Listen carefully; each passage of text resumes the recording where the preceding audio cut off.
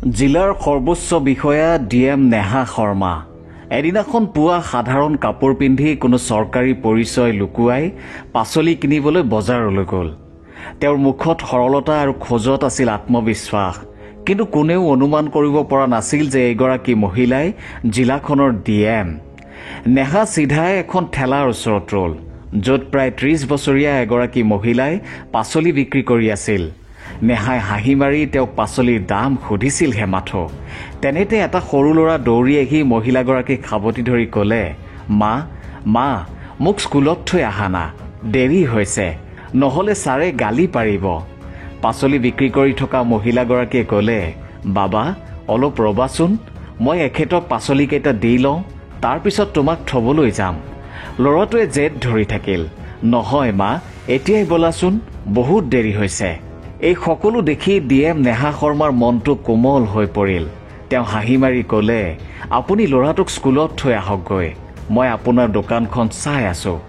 মহিলাগৰাকী অলপ সংকোচ কৰিলে, কিন্তু নেহাৰ বিশ্বাসযোগ্য কথাই তেওঁক সাহস দিলে।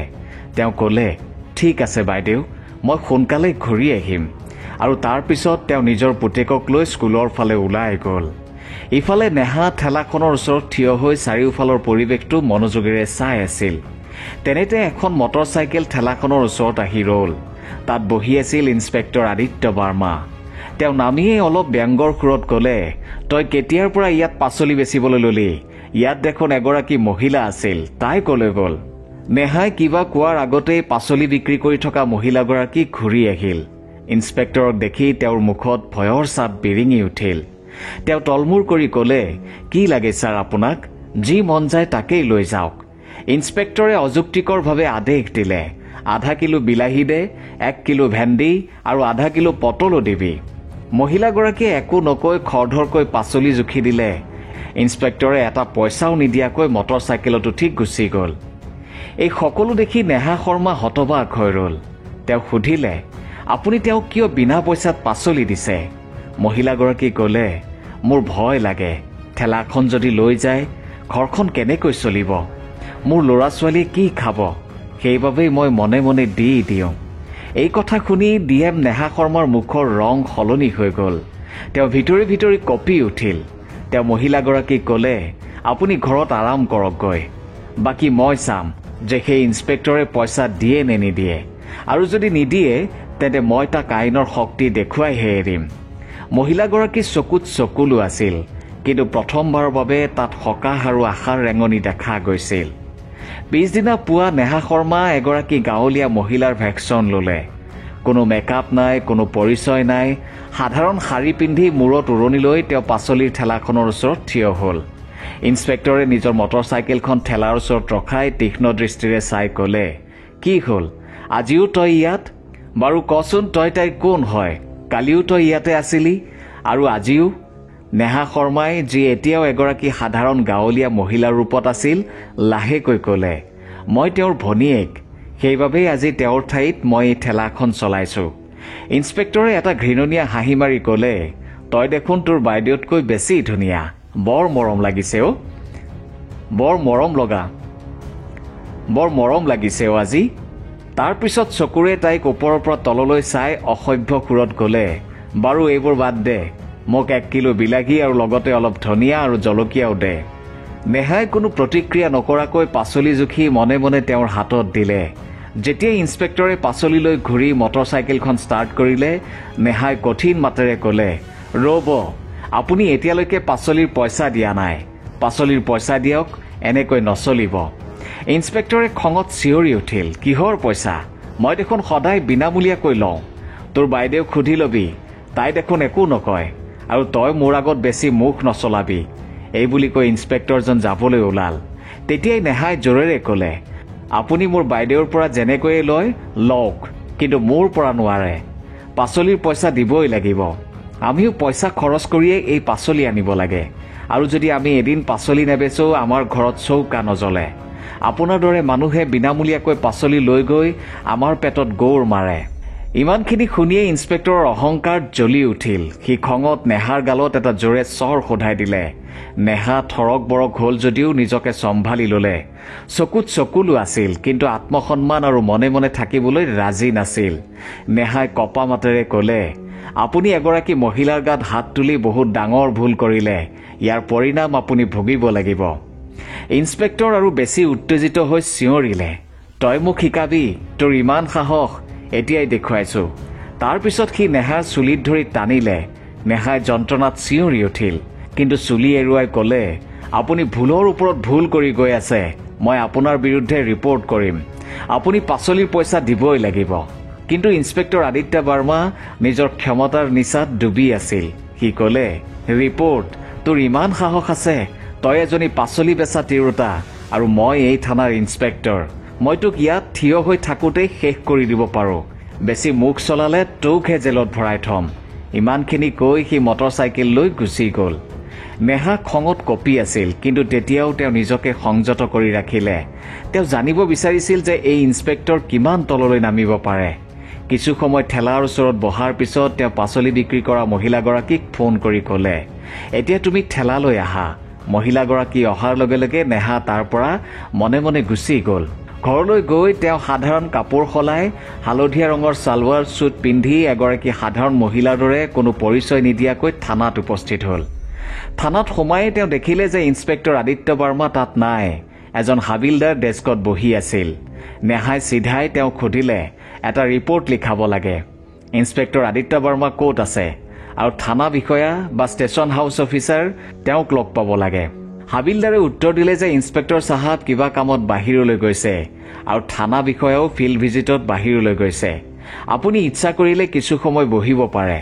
নেহাৰ চকুত এতিয়া ন্যায়ৰ জুই জ্বলি আছিল, আৰু এই জুই এতিয়া নুমুৱাৰ নামেই লোৱা নাছিল। থানাত কেইটামান মুহূৰ্ত পাৰ হৈছিলহে। হঠাৎ দুৱাৰখন খোল খালে আৰু ভিতৰলৈ থানা বিষয়া ৰতিক ৰাণা প্ৰৱেশ কৰিলে।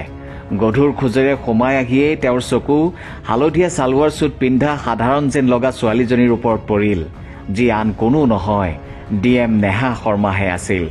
ৰতিক ৰাণাই কৰ্কশ মাতেৰে সুধিলে, তই কোন আৰু ইয়ালৈ কিয় আহিছ? নেহাই শান্ত স্বৰেৰে ক'লে, এটা ৰিপৰ্ট লিখাব লাগে। এই কথা শুনি ৰতিক ৰাণাই ব্যংগৰে হাঁহি মাৰি ক'লে, ৰিপৰ্ট লিখাব লাগে? তেনে খৰচ পাতি কিবা আনিছনে? ইয়াত ৰিপৰ্ট লিখাবলৈ 10-20 হাজাৰ টকা লাগে।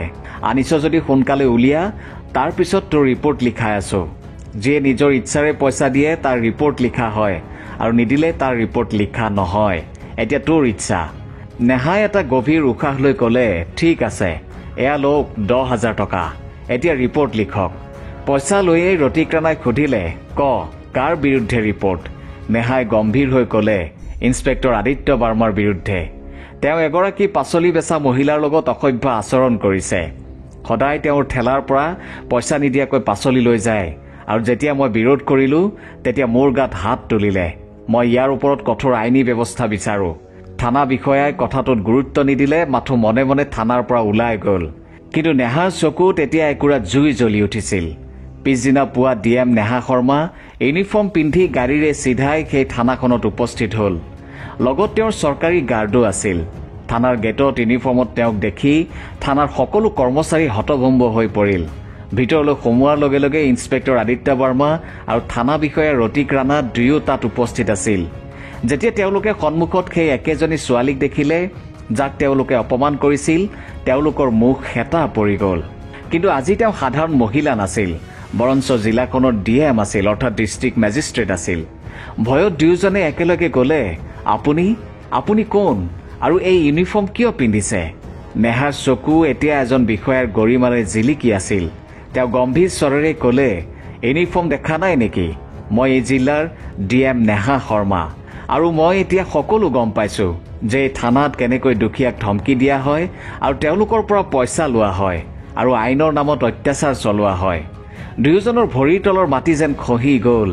ভয়ত তেওঁলোকৰ মাত কঁপি উঠিল। মেডাম, এইবোৰ কি কৈছে আপুনি? যদি আপুনি সঁচাকৈ DM তেন্তে আমাক কিবা পৰিচয় পত্ৰ দেখুৱাওক। নেহাই এটাও শব্দ নকৈ নিজৰ বেগৰ পৰা চৰকাৰী পৰিচয় পত্ৰখন উলিয়াই ৰতিক ৰাণাৰ সন্মুখত ৰাখিলে। পৰিচয় পত্ৰখন দেখি ৰতিক ৰাণাৰ হাত কঁপিবলৈ ধৰিলে।